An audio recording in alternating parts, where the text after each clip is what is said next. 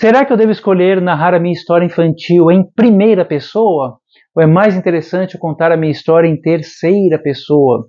Caso a minha escolha seja na primeira pessoa, será que é melhor escolher o protagonista para narrar essa história?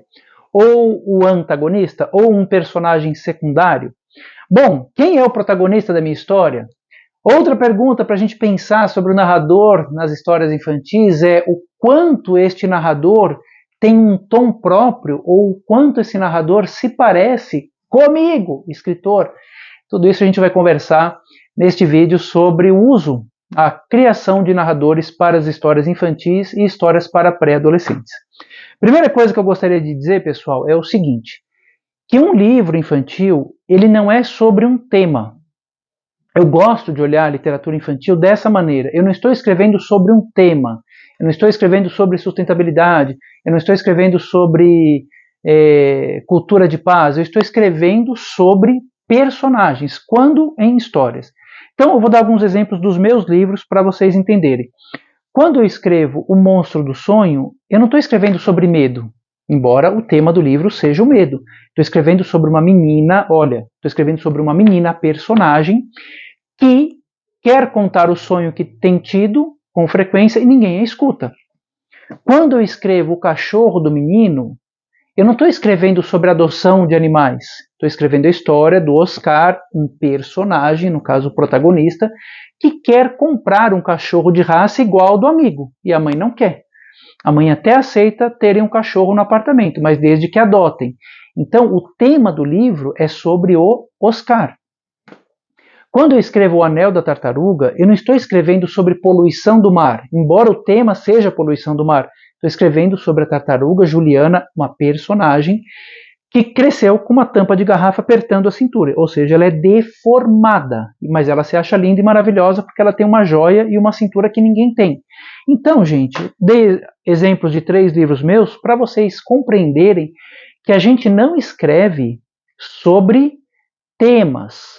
Claro que os temas estão lá, mas o grande barato de uma boa história infantil é quando a gente escreve sobre personagens. Então é importante você ter noção de quem são os personagens da tua história. Posso fazer uma história sem personagem? Sem conflito, sem enredo? Pode, claro que você pode. No caso aqui, eu estou falando quando você opta em escrever uma história, tanto para crianças pequenas quanto para pré-adolescentes, que tem enredo, tem conflito, tem acontecimento, ou seja, os personagens vão viver alguma coisa. Mas não é o único caminho para as histórias infantis, correto? Então essas histórias com enredos, com personagens, a gente tem um narrador. E esse narrador pode ser em primeira pessoa ou em terceira pessoa. Há várias vantagens em escrever em primeira pessoa e várias vantagens quando a gente escreve em terceira pessoa. Eu mesmo tenho livros escritos em primeira pessoa e em terceira pessoa. Como que eu escolho isso? Eu tento, não é uma coisa simples, eu tento deixar a história dizer como ela quer ser contada. Então é algo bem subjetivo que eu estou falando. Eu começo a escrever, sei lá, em primeira pessoa. Se aquilo naturalmente for para a terceira pessoa, eu deixo. Lembrando que a história, ela nasce de um processo. Ela não está inteira pronta na minha cabeça e eu vou ditar para mim mesmo aquela história. Para mim não acontece isso. Ela vai se construindo conforme a gente vai escrevendo. Então, naquele primeiro momento em que eu estou escrevendo a minha história, se ela está indo para a terceira pessoa, eu deixo ela aí. Se ela for para a primeira, também tranquilamente. Eu faço esse exercício interno de deixar a história me dizer. E já aconteceu, gente, de eu contar uma história todinha, no caso uma história juvenil, infanto-juvenil, com mais de 100 páginas, eu contar uma história todinha em terceira pessoa e estar incomodado. E resolver reescrever essa história em primeira pessoa. Então esse é um exercício interessante. Se você escreveu a tua história em terceira pessoa e já fez algumas revisões, 20, 30 revisões no mínimo, e fala, bom, a história em terceira pessoa, um exercício legal é você pegar trechos dessa história, capítulos, parágrafos, e contar em primeira pessoa. Então, se você tem um trecho lá de uma baleia conversando com com uma ostra, e está contando em terceira pessoa, coloca a baleia narrando. como exercício. E depois você pega a ostra e faz a ostra narrar. Quando a gente narra em primeira pessoa, acontece algo muito interessante. O personagem se revela muito mais. Quando a gente narra em primeira pessoa, o personagem se revela muito mais, ele tem muito mais capacidade de aprofundar naquela situação que nós, autores, estamos propondo para aquela história. Então, é interessante, mesmo que você tenha escrito em terceira pessoa, faça esse exercício para você descobrir coisas que você não descobriria na terceira pessoa. O que acontece, eu vejo com os meus alunos de escrita criativa, com pessoas que escrevem livros para crianças, o que eu vejo de problema, vamos dizer assim, com o narrador em terceira pessoa. Quando a gente usa um narrador em terceira pessoa e o escritor ainda não está muito atento a essas estruturas todas, ele vai escrevendo mesmo sem saber, né? Eu estou escrevendo sem saber e tal, e não fez muitas revisões, ou não estudou ainda muito escrita criativa, não estudou a estrutura de um texto infantil, é muito comum, isso eu vejo com muita frequência, o escritor ou a escritora escrever em terceira pessoa, mas esse narrador em terceira pessoa, ele é muito didático. Ele está querendo ditar, ele é meio um ditador, ditar como que a história deve andar. Então os personagens aí ficam fracos, porque você tem um narrador que está orquestrando, mas ele não está orquestrando de uma maneira artística, de uma maneira sutil, ele está meio que mandando os personagens fazerem aquilo que ele quer. E no caso da literatura infantil, eu já falei isso para vocês dezenas de vezes, a literatura não é sobre um tema, né? Não é sobre poluição do mar, é sobre a tartaruga que cresceu com o anel amarrado na cintura. Mas quando não tem essa tensão, o escritor fica dizendo para o leitor, para o personagem, como ele deve agir para querer ensinar a criança. E a literatura, ao meu ver, quando ela vai por esse caminho mais didático, que ela tem um pouco isso, ela pode ter, mas se ela vai muito para esse caminho didático, ela perde um pouco da força, ou seja, os personagens perdem a força. E vira muito mais, o livro pode virar um manual pedagógico, sabe, um PDF de como você deve se comportar em determinada situação. Deve separar o lixo, não deve jogar o lixo no mar, como você deve. E o que é legal a gente entender é que o personagem, ele faz aquilo que ele quer, não aquilo que nós, autores, queremos. Eu gosto de pensar na literatura infantil como esse grande exercício de humildade, para a gente olhar o mundo com o olhar da criança. Claro, eu não estou escrevendo para um adulto como eu, uma pessoa casada, que tem filho, tem conta para pagar, certo? Eu não estou escrevendo para esta pessoa que vive conflitos muito semelhantes aos que eu vivo enquanto ser humano. Estou escrevendo para uma criança que eu fui criança há 40 anos. Faça a conta. Faça essa conta. Há quantos anos você teve a idade do teu leitor? Então, você tem que ter humildade para dar esse salto. Opa, eu não estou olhando o mundo pelo olhar do adulto. Eu estou olhando o mundo pelo olhar da criança. E mais, eu tenho que fazer o salto emocional. Há quanto tempo eu tive essa idade do meu leitor e a criança de 30 ou de 40 anos não é a mesma criança de hoje. Nós fomos privados de muitas coisas e tivemos liberdade para fazer muitas coisas que as crianças hoje não têm. Então mudou a relação da criança com o adulto, a relação da criança com a escola, a relação da criança com o consumo, a relação da criança com tudo. Então é mais uma humildade que a gente tem. Tem que ter a física e a emocional. E saber também que a infância nem sempre foi linda e maravilhosa, né? Teve o bolo, teve o brigadeiro, teve o chocolate, mas também teve dor, ciúme, raiva, prejuízo, angústia. Tudo isso a gente tem que fazer esse salto. E essas angústias da criança não são as angústias de um adulto.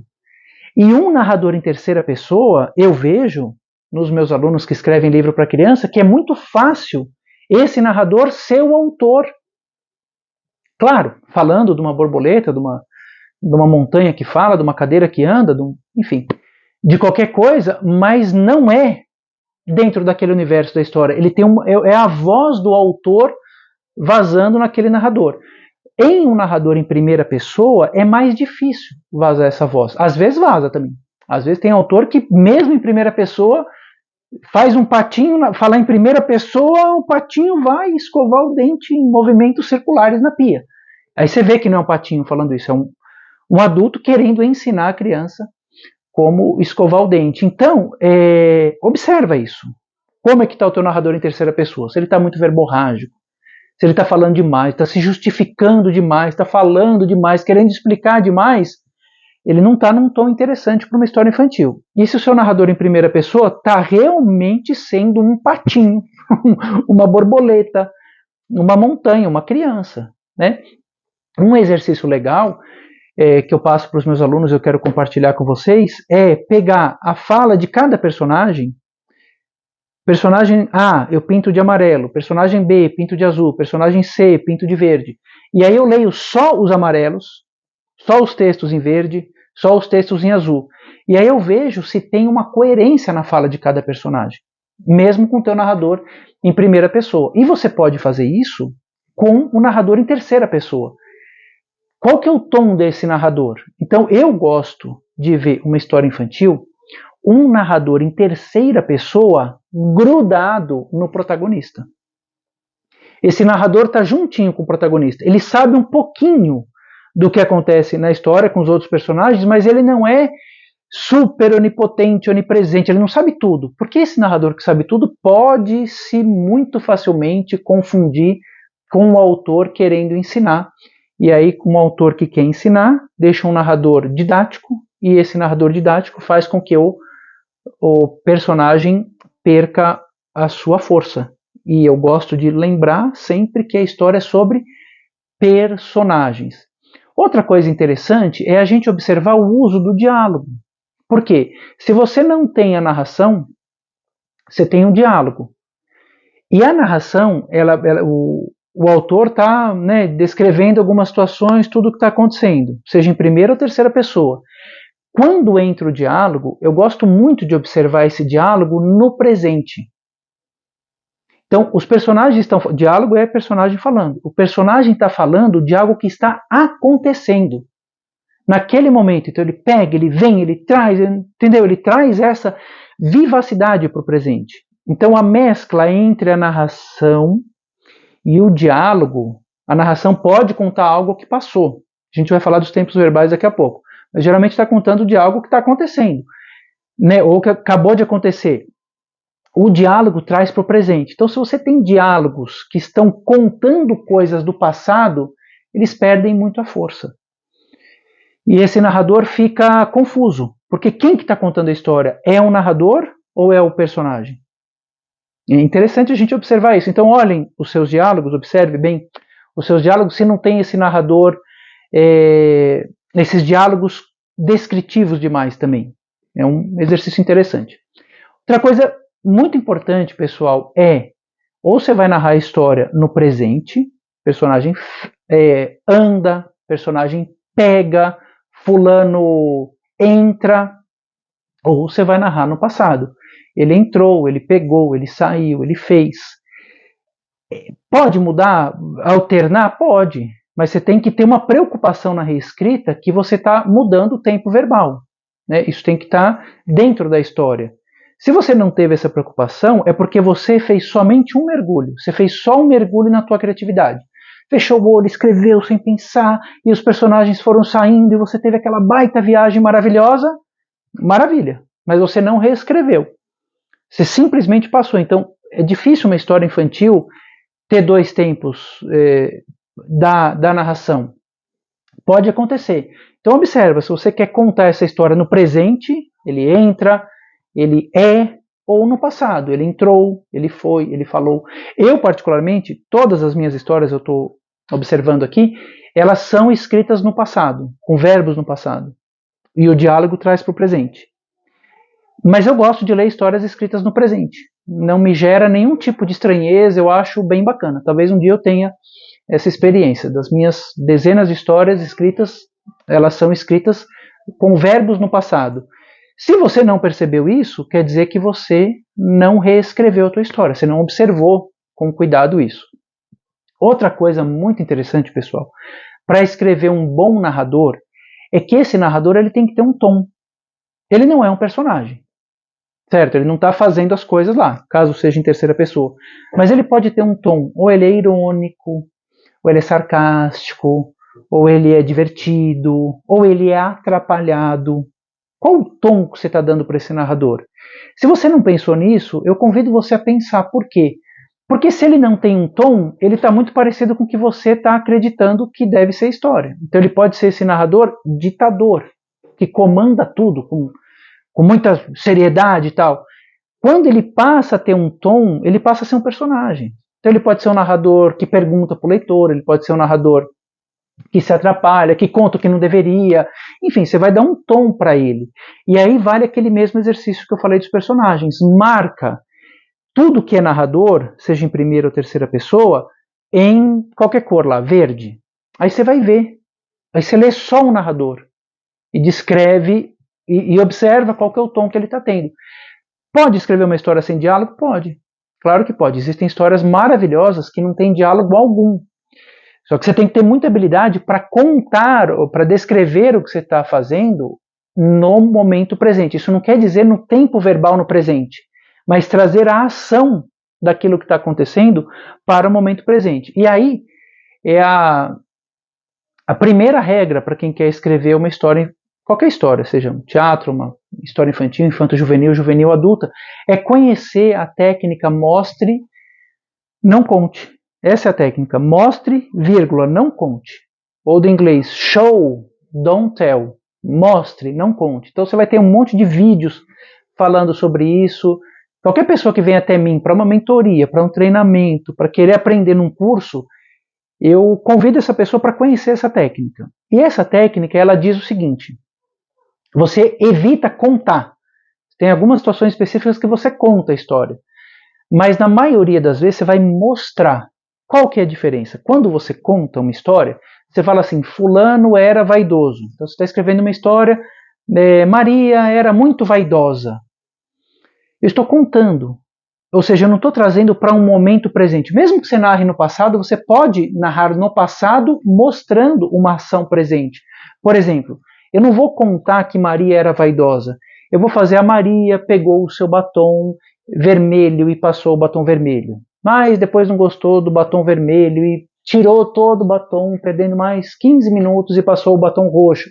Ou seja, eu conto, eu mostro por meio de ações. Então mostrar tem a ver com ações que a Maria é vaidosa. Isso muda a história completamente. Quando você passa a mostrar por meio de ações a história. Então você tira essa coisa de contar. Uma vez uma aluna minha falou assim, mas você está pedindo, ela era contadora de histórias, você está pedindo para uma contadora de histórias não contar. Sim, se você está escrevendo o livro, conheça essa técnica, mostre, não conte, e você vai fazer coisas incríveis. Por exemplo, entender que a literatura infantil conhecida das crianças está cheio de exemplos de mostre. Então, por exemplos, né? A Bela, a Branca de Neve, a madrasta da Branca de Neve. O que ela faz? Ela pergunta para o espelho uma ação, tem alguém mais bonita do que eu? O espelho tem, é a fulaninha de tal lá. Isso é uma ação. Porque se eu falar que ela é vaidosa ou medrosa, não tem um peso, eu estou contando. Quando eu falo assim que a bruxa do João e Maria, ela era malvada, estou contando. Isso não tem um peso muito grande. Agora, quando eu falo assim que a bruxa tem uma casa cheia de doce, de tortas, de brownies e não sei o que, e as crianças ficaram encantadas com aquele doce. Eu estou fazendo ela construir uma casa de doce para encantar as crianças. E aí ela bota o João na gaiola, preso. E aí ela vai ver se ele está gordinho ou não e aperta o dedo dele. Então assim, a ação de apertar o dedo, aí a Maria apresenta um graveto para mostrar que ele está magrinho. Ou seja, se eu falo assim, Maria era esperta, tem um peso, isso é contar, é um peso fraco. Agora quando eu falo, Maria pegou um graveto, quando a bruxa ia apertar o dedo do irmão, ela pegou um graveto e colocou para que a bruxa sentisse que o dedo do irmão não tinha crescido, eu estou mostrando que a personagem é esperta. Então, um grande exercício para o teu narrador é, toda vez que você contar alguma situação, faça um exercício. E o ter computador, né, gente, é legal, porque você cria várias versões, né, e vê qual mais te agrada. Você observa, toda vez que você contar, você fala, como que eu vou mostrar isso sem contar? Então, se eu vou falar que fulano era pobre, eu estou contando. Então você põe lá, risca esse fulano era pobre, né? João, a família de João era pobre. Você mostra. A mãe, por mais uma vez, pegou um pão e cortou em 4 pedaços para dividir pelos teus irmãos e ela ficou sem comer, entendeu? Eu mostro. Então você pode até contar, mas desde que o mostrar apareça. Até porque quando a gente só conta, e aí eu estou falando do narrador só contar, o leitor não se identifica. Ele não bate aquela experiência. Então é muito importante para a gente que escreve história infantil conhecer este exercício chamado Mostre, Não Conte, ou se você fala inglês, procure Show, Don't Tell. Dezenas de vídeos, é uma técnica muito conhecida na escrita em geral, que você vai ter uma ideia muito grande. E para encerrar, eu quero dizer que um grande exercício também para nós que escrevemos é conhecer a escrita teatral. Porque a escrita teatral, você não tem um narrador. Eu estou falando um vídeo sobre o narrador, certo? Mas no teatro você não tem um narrador. Você conta, olha que interessante, você conta quem são os personagens, o que eles fazem, onde eles estão, quais são os desejos, os medos, as frustrações, você conta tudo por meio do diálogo. Então, quando um grande exercício, se você estiver disposto ou disposta a fazer, é pegar o teu narrador. Se o teu narrador principalmente se o teu narrador é verborrágico, ele está ensinando muito, ele está falando como a criança deve ser, geralmente de uma maneira que ela não é, né? Ou seja, mude o seu comportamento para você ser aceita na sociedade, isso não é literatura, isso é qualquer outra coisa menos um envolvimento emocional, ninguém gosta de falar assim, não seja assim, né? É você tirar o narrador e fazer só os personagens dizendo. Aí depois você pode equilibrar. Nesse exercício, você vai descobrir coisas muito interessantes sobre os personagens. E olha que vantagem interessante. Um livro não é sobre você, escritor. Eu tirei uma foto uma vez, vocês forem no meu Instagram, vocês vão ver. Com o livro bem grandão, eu coloquei a câmera bem perto do livro e eu lá atrás, assim, pequenininho. E a legenda era, a obra sempre será maior do que o autor. E eu acredito nisso. Então, o livro não é sobre a sua habilidade de escrever ou a sua necessidade de contar coisas da tua vida pessoal. O livro é sobre... A literatura é sobre o livro. É muito maior do que a gente. Quando a gente entende isso, a gente consegue ter essa humildade para fazer personagens muito mais legais do que a gente. Porque a nossa vida, gente, não tem graça. Lembrando, né? Eu, enquanto pai, é um exemplo que eu adoro dar. Eu, enquanto pai, se estou com meu filho pequeno na rua e o fichário dele voa, bateu uma ventania, voa, eu, César, pai, pagador de contas, eu vou pegar aquele fichário e falar, ai meu Deus do céu, isso é muito caro, vamos lá, me ajude a pegar isso aqui, eu vou cuidar daquela organização. Eu, César, escritor, bateu o vento no fichário de uma criança, ninguém vai arrumar. Muito pelo contrário, aquelas folhas vão virar borboletas, aquilo vai ir para casa não sei de onde, vai se perder no meio da floresta, ou seja, alguma coisa muito interessante vai acontecer. Então a literatura não é sobre a vida ordinária e cotidiana que nós temos. O personagem não é gente. Ele tem sensações humanas. E esse personagem pode ser uma tartaruga, uma borboleta, uma porta, uma cadeira. Você pode fazer o que você quiser com os seus personagens, com sensações humanas. Então a gente está falando de um livro de sensações humanas, mas o personagem não é gente. Ele não se comporta dentro desse padrão que a gente espera. Quando a gente saca isso, a nossa história ganha muito mais força. Então, recapitulando, narrador em primeira pessoa, você pode escolher um outro personagem que não seja o protagonista, mas fique atento, né? Que o protagonista é quem vai mais mudar de qualidade. E se você escolher um personagem secundário para narrar, não esqueça que quem vai mudar de qualidade é o protagonista, não é necessariamente quem está narrando. Ou você escolhe quem está narrando em primeira pessoa, viver tudo aquilo, aí você vai contando o tempo inteiro as mudanças que ele vai tendo. Narrador em terceira pessoa, não deixe esse narrador muito longe, muito aberto, sabendo de tudo. Geralmente esse narrador muito aberto, ele é professor, ninguém quer um professor. O livro de literatura é para a criança vibrar, não é para ela aprender nada. O aprendizado vem depois, né? Eu falo isso, né, pessoal? Nós, escritores, muitas vezes a gente, num misto de ingenuidade, mas eu diria até ignorância, por falta de conhecimento, a gente quer roubar o trabalho do professor. Se o livro infantil, nós vendemos livros para as escolas, são as escolas que trabalham os nossos livros geralmente, o professor saberá fazer o trabalho didático. Não cabe a nós, autores, termos essa preocupação. Então, se você tem muita coisa para ensinar, cria um material para os professores. Ou aprenda a escrever livro para criança dessa maneira, com personagens interessantes, com enredos, com conflito, ou com poema, enfim. Mas faça livros para a criança. É importante você saber. Você está escrevendo para quem? Para o adulto, técnico, pedagógico, ou para a criança se emocionar? Você pode escrever um manual para professores, você pode dar cursos para professores. Mas se você é um autor ou uma autora de livro infantil, você está escrevendo para criança. E esse narrador verborrágico, bota ele no lugar dele, né? E aí tem vários exercícios que eu já passei. Então eu gosto de aproximar esse narrador em terceira pessoa do protagonista, que ele está lá. Ele até se confunde com o protagonista. Quando a gente está lendo, a gente não entende quem é que está falando. Esse narrador, ele deixa a história bem viva. Faça esse exercício, né? Estou recapitulando aqui. Se você escrever em terceira pessoa a tua história, pegue trechos dele, dessa narração, e traga em primeira pessoa. Você vai descobrir coisas na primeira pessoa que você não descobriria na terceira. E depois você pode pegar o que você descobriu e jogar na terceira. Isso é muito legal. E um outro exercício faça como se você fosse um dramaturgo. Tire todo o narrador e reescreva só os diálogos. Você vai descobrir coisas dos personagens muito interessantes e depois você vai equilibrando esse narrador. Tudo aqui que eu estou contando para vocês, eu uso intuitivamente nos meus livros, mas isso também foi estudado em livros de escrita criativa.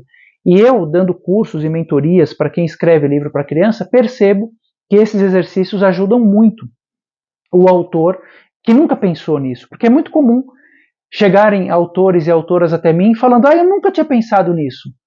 Então, eu estou convidando vocês aqui a pensarem na estruturação das histórias infantis. Lembrando que, nunca é demais falar, as histórias infantis não precisam ter protagonista, não precisam ter antagonista, não precisam sequer ter enredo. Mas, caso você decida fazer uma história com enredo, com acontecimentos, esse é um caminho interessante para você fazer, tá bom? Compartilhe esse vídeo aí com quem gosta de literatura e estamos juntos. Um beijão.